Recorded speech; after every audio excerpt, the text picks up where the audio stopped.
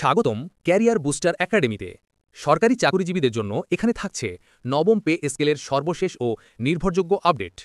সর্বশেষ আপডেটগুলো নিয়মিত পেতে এখনই লাইক দিন, কমেন্টে আপনার মতামত জানান এবং সাবস্ক্রাইব করুন ক্যারিয়ার বুস্টার একাডেমিতে। তো আমরা আজকে সাধারণ সম্পাদকের নেতৃত্বে আমরা গিয়েছিলাম এবং এই কমিশনের প্রতি ধন্যবাদ এবং কৃতজ্ঞতা প্রকাশ করছি। শেষ কথা যেটা বলেছিলাম সেটার উপরে গুরুত্ব দিয়েছি যে 1:4 ভিতরেই সকল সমস্যার সমাধান আছে। 1:4 ভিতরে যে 35,000 গুণন 4 1,40,000, সর্বোচ্চ বেতন 1,40,000, সর্বনিম্ন 35,000, এইটার উপরে জোর দিয়েছে। এবং সঙ্গে তাদের লাস্ট কথাটা এটা বলে বের হয়েছি যে স্যার ডিসেম্বরের ভিতরে আপনারা শুধু গেজেটই দিবেন না, আপনার সেই কথাটা মনে ছিল যে গেজেট বাস্তবায়ন চাই, প্রকাশ চাই, গেজেট জারি করে দিয়ে যেতে হবে। পরবর্তীতে একটা গভর্নমেন্ট আসবে, রাজনৈতিক প্রতিহিংসার বিষয় আছে না, রাজনৈতিকভাবে তখন বলবে যে আমাদের অর্থ মন্ত্রণালয়ের বিয়ে থেকে ঘাটতি হয়ে গেছে, শূন্য হয়ে গেছে, ফান্ড নাই, কিছু নাই। তো এই জন্য বারবারই বলেছি যে আমাদের এই ওনারা বলেছে ডিসেম্বরের ভিতরে করার জন্য একটা চাপ আছে, এটা ওনারা স্বীকার করেছেন। আরেকটা বিষয় হলো যেটা 10টি গ্রেডের কথা বলেছি, যদি ওনারা বলে যে না আমরা গ্রেড বাড়াতে হবে তাহলে সর্বোচ্চ 12তম গ্রেড। তো আর সেখানে 8,000 টাকা করে একটা স্ল্যাবের কথা বলেছি। 1:8 আমরা বলি নাই, 2 ধরনের স্ল্যাবের কথা বলার একটা প্রস্তাব ছিল, আমি এর আগেও বলেছিলাম। তো এর বাইরে যে জিনিসটা আসে নবম পে স্কেলের এর বিষয়ে বাংলাদেশে আপনারা জানেন সারা বাংলাদেশে প্রাথমিক শিক্ষক সমিতি সহ কম্বাইন সমিতি, প্রধান শিক্ষক সমিতি, সহকারী শিক্ষক সমিতি, এই টোটাল প্রায় 12-14টা সংগঠন আছে। আপনি জেনে আনন্দিত হবেন গত 6 মাস বা 1 বছর যাবৎ এই একটি মাত্র সংগঠন যেটা শাহিন এবং লিপির সংগঠন যারা এই পে স্কেল নিয়ে কাজ করছে। এবং আমাদের দাবি ছিল 5টা, অনেকে 3টা 4টা 5টা, আমাদের কিন্তু এই 5টা দাবির একটা দাবি ছিল নবম পে স্কেল। এটা আমরা কিন্তু জানি আর যে বিষয়টা যতগুলি শিক্ষক সমিতি আছে এটার মধ্যে একমাত্র এই যে শাহিন লিপির যে সংগঠন, এরাই দেখলাম যে তাদের ব্যানারে নবম পে স্কেলের দাবিটা উত্থাপন করেছে, সেটা লিপিবদ্ধ কাজও করছে। কিন্তু আর কোনো শিক্ষক সমিতির সংগঠনে পে স্কেল নিয়ে, বেতন বৃদ্ধি নিয়ে কিন্তু কোনো সবসময় তাদের স্বতন্ত্র দাবি নিয়ে কিন্তু কথা বলেছে, যদিও পে স্কেল তারা সম্পূর্ণভাবে শতভাগ ভোগ করে। আমি আর একটু কথা জানতে চাই যে আমাদের যে আলোচিত টিফিন ভাতা, যেটা নিয়ে মানুষ সবচেয়ে বেশি কষ্ট, 6 টাকা 66 পয়সা নিয়ে কথা হচ্ছে, যে 200 টাকা টিফিন ভাতা পার ডে, 6 টাকা 66 পয়সা পড়ে।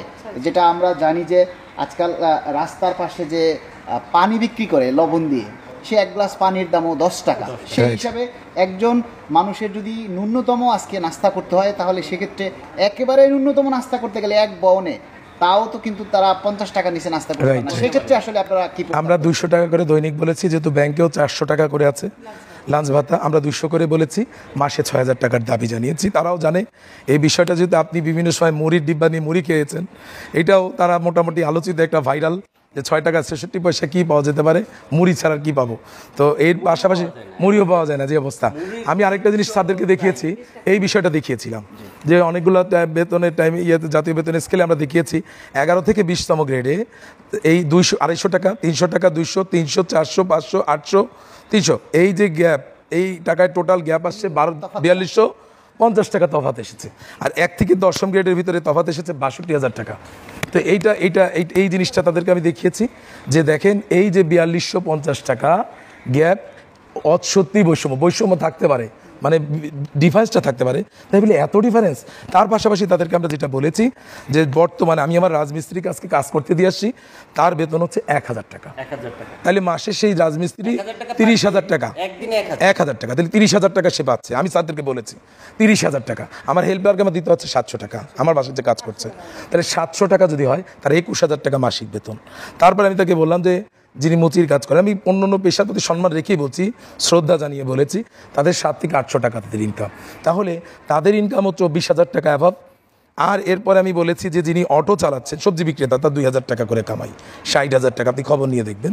এরপরে অন্য পেশা যারা আছেন 30,000 টাকার নিচে কারো নাই, কারো 30,000 টাকা নাই।